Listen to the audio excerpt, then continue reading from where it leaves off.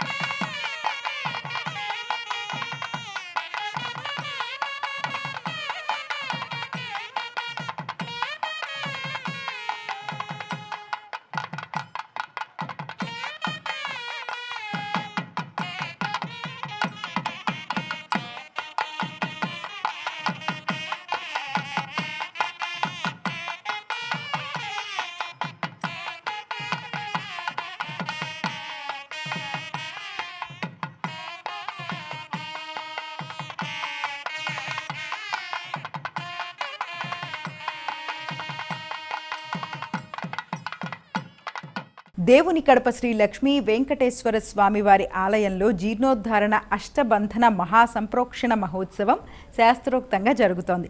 ఆగమోక్త వైదిక మంత్రోచ్చరణల నడుమ ఉదయం చతుస్థానార్చన, ఏకసితి కలశ స్నపనం, మూర్తి హోమం, అష్టబంధనం జరిగాయి.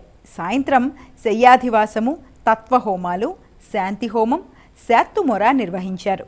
ఈ కార్యక్రమంలో భక్తులు విశేష సంఖ్యలో పాల్గొని శ్రీ లక్ష్మీ వెంకటేశ్వర స్వామి వారిని దర్శించుకుని తీర్థప్రసాదాలను స్వీకరించారు. పూజా కార్యక్రమానికి తిరుమల తిరుపతి దేవస్థానం అధికారులు కూడా హాజరయ్యారు.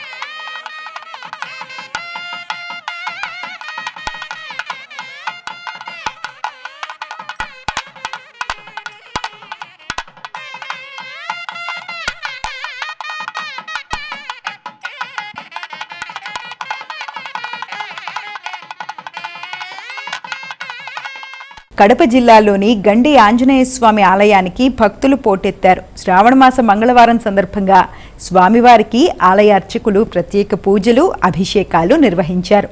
అనంతరం 1,00,000 తమలపాకులతో అర్చించారు. ప్రత్యేక హారతులు సమర్పించారు. భక్తులు భారీగా తరలివచ్చి స్వామివారిని దర్శించుకున్నారు.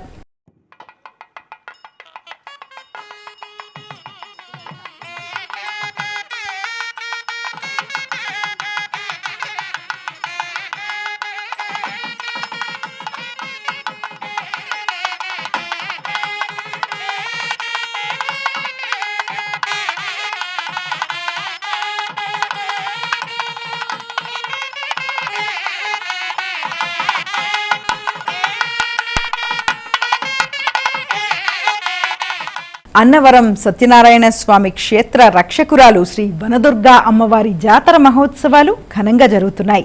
ఉత్సవాల్లో భాగంగా శ్రీ వనదుర్గా మాత మహాలక్ష్మీదేవి అలంకరణలో భక్తులకు అభయ ప్రదానం చేసింది. ఆలయ అర్చకులు అమ్మవారికి ప్రత్యేక పూజలు, హోమాలు నిర్వహించారు. భక్తులు అమ్మవారికి వివిధ రకాల ఫలాలు సమర్పించారు.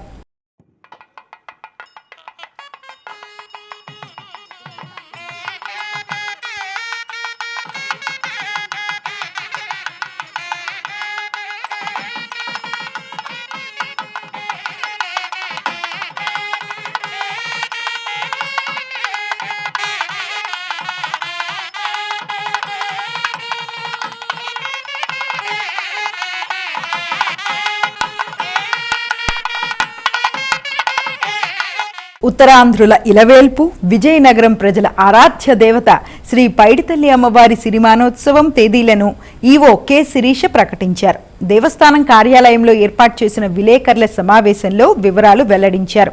అక్టోబర్ 1వ తేదీ నుంచి నవంబర్ 11వ తేదీ వరకు నెల రోజుల పాటు అమ్మవారి ఆలయంలో వివిధ ఆధ్యాత్మిక, సాంస్కృతిక కార్యక్రమాలను నిర్వహించనున్నట్టు తెలిపారు. జాతర మహోత్సవాల్లో భాగంగా అక్టోబర్ 1న మండల దీక్ష ప్రారంభం కానుంది. అదే రోజు ఉదయం 8 గంటలకు మండల దీక్ష ప్రారంభ కార్యక్రమము, ఉదయం 9:30 చదురుగుడి వద్ద, 11 గంటలకు వనంగుడి వద్ద పందిరి రాట వేస్తారు. అక్టోబర్ 22న అష్టమి సందర్భంగా అర్ధమండల దీక్ష ప్రారంభము, అక్టోబర్ 26న తోలేళ్ల ఉత్సవము, అక్టోబర్ 27న సిరిమాను ఉత్సవం, నవంబర్ 3న తెప్పోత్సవము, నవంబర్ 10న ఉయ్యాల కంబాల ఉత్సవము నిర్వహించనున్నట్టు ఈవో తెలిపారు. నవంబర్ 7న కలశజ్యోతి ఊరేగింపు, నవంబర్ 11న చందహోమం, పూర్ణాహుతి, మండల దీక్ష విరమణ జరుగుతాయని వివరించారు. ధర్మకర్తల మండలి సభ్యులు ఈవోతో కలిసి ఉత్సవ కరపత్రాలు ఆవిష్కరించారు. ఉత్తరాంధ్ర ఇలవేల్పు శ్రీ శ్రీ శ్రీ పైడితల్లి అమ్మవారి వార్షిక సిరిమాను జాతర మహోత్సవములు అక్టోబర్ 11వ తేదీ నుంచి మొదలుకొని నవంబర్ 11వ తేదీ వరకు నెల రోజుల పాటు అత్యంత వైభవంగా నిర్వహించబడతాయి. ఈ సందర్భంగా ఈ ఉత్సవానికి సంబంధించిన తేదీలను ఈరోజు ఆలయ పూజారి వెంకట్రావు గారు అందజేయడం జరిగింది. శ్రీశైల మల్లన్న క్షేత్రంలో సహస్ర దీపార్చన వైభవంగా జరిగింది. సహస్ర దీపార్చన మండపంలో వేద పండితుల మంత్రోచ్చరణల నడుమ 1000 దీపాల ఉత్సవాన్ని నేత్రపర్వంగా నిర్వహించారు. ప్రతి సోమవారము లోక కళ్యాణార్థం ఈ వేడుకను నిర్వహించడం ఆనవాయితీ. ఈ కార్యక్రమంలో అర్చకులు, వేద పండితులతో పాటు భక్తులు పాల్గొన్నారు.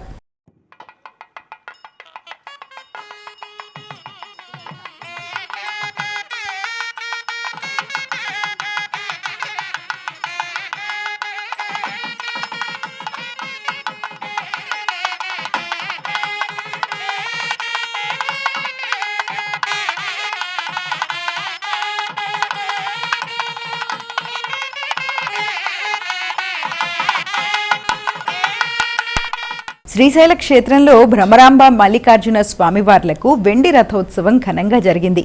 స్వామి అమ్మవార్ల ఉత్సవమూర్తులను ఆలయ దక్షిణ ద్వారం వద్ద వెండి రథంపై అధిష్ఠింపచేసి ప్రాంగణంలో రథోత్సవం నిర్వహించారు. పలువురు భక్తులు ఈ కార్యక్రమంలో పాల్గొన్నారు.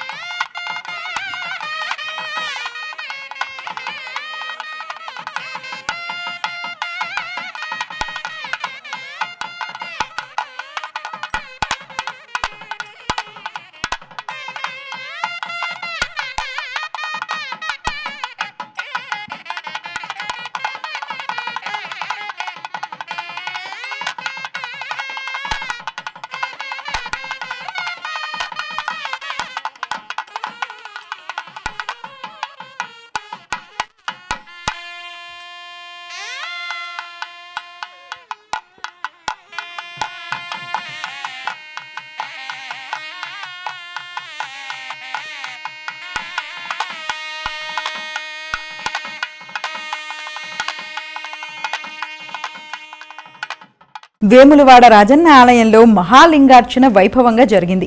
ఉదయం స్వామివారికి 11 మంది ఋత్విక్కులతో మాన్యాసపూర్వక ఏకాదశి రుద్రాభిషేకము, పరివార దేవతలకు అభిషేక పూజలు ఏకాంతంగా నిర్వహించారు. మహాలింగార్చన సందర్భంగా 365 లింగాలను 15 ఆవరణల్లో చేర్చి ప్రాణప్రతిష్ఠ చేశారు. అనంతరం మహాలింగార్చన నిర్వహించారు. తదుపరి లింగాకారంలో పేర్చిన జ్యోతులను వెలిగించారు.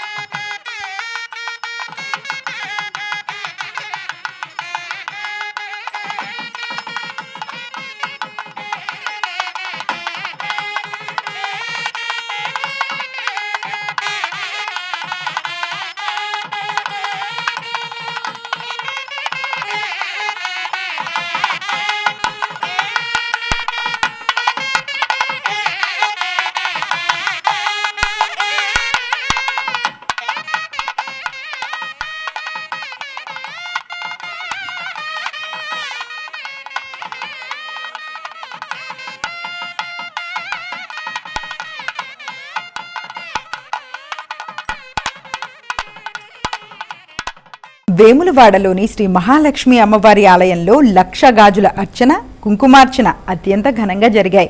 శ్రీ మహాలక్ష్మి అమ్మవారికి మహిళలు భక్తిభావంతో ప్రత్యేక పూజలు నిర్వహించారు. ఈ కార్యక్రమంలో ఆర్యవైశ్య మహిళలతో పాటు పట్టణానికి చెందిన మహిళలు పాల్గొని అమ్మవారికి ప్రత్యేక పూజలు నిర్వహించారు. భక్తి శ్రద్ధలతో అమ్మవారికి కుంకుమార్చన, గాజులతో అర్చన నిర్వహించారు.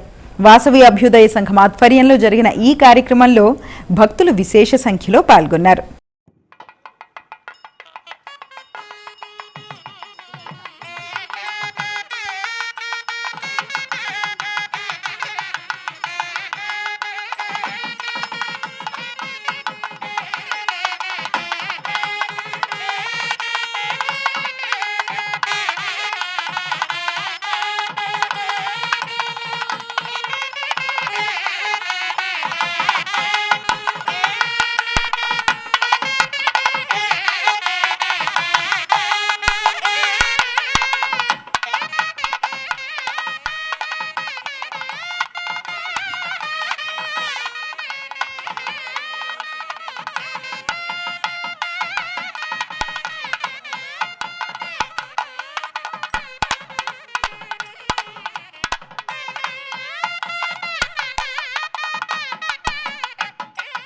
వేములవాడ శ్రీ రాజరాజేశ్వర స్వామి అనుబంధ శ్రీ బద్దిపోచమ్మ ఆలయానికి భక్తుల రద్దీ పెరిగింది. రాష్ట్రం నలుమూలల నుంచి వచ్చిన భక్తులు సోమవారం రాజన్నను దర్శించుకున్న అనంతరం మంగళవారం రోజున అమ్మవారికి బోనాలు సమర్పించుకోవడం ఆనవాయితీ. ఇందులో భాగంగా బద్దిపోచమ్మ అమ్మవారికి ఇష్టమైన నైవేద్యాన్ని సమర్పించారు.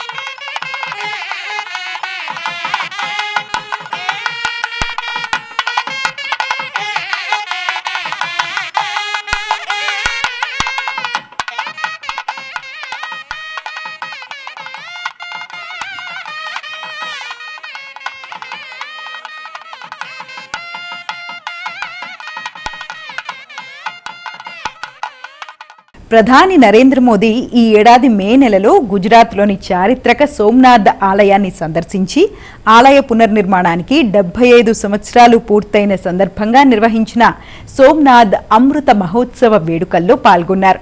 దేశంలోని 11 పుణ్యక్షేత్రాల నుంచి తెచ్చిన పవిత్ర జలాలతో ప్రధాని మోదీ సోమనాథునికి శివాభిషేకము, శాస్త్రోక్తంగా ప్రత్యేక పూజలు నిర్వహించారు. ప్రధాని మోదీ శ్రావణ మాసం ఈ ఆలయానికి చాలా ప్రత్యేకం.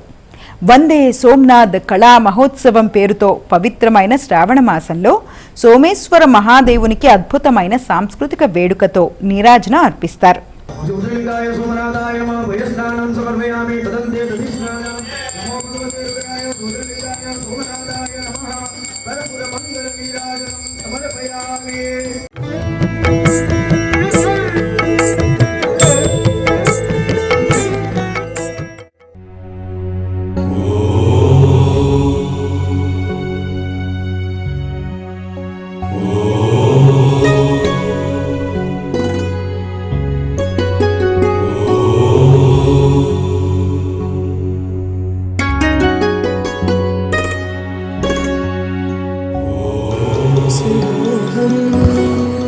ఇవి ఈనాటి భక్తి విశేషాలు.